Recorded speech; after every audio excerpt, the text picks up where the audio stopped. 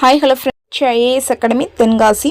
நம்ம இன்றைக்கி டிஎன்பிஎஸ்சி அப்டேட்டில் என்ன பார்க்க போகிறோம் அப்படின்னா, நமக்கு குரூப் 4ல் இருந்து, அதாவது குரூப் 4 சிலபஸில் சின்ன சேஞ்ச் பண்ணியிருக்காங்க. என்ன சேஞ்ச் பண்ணியிருக்காங்கங்கிறத பற்றி தான் ஃப்ரெண்ட்ஸ் பார்க்க போகிறோம் இந்த தகவலில்.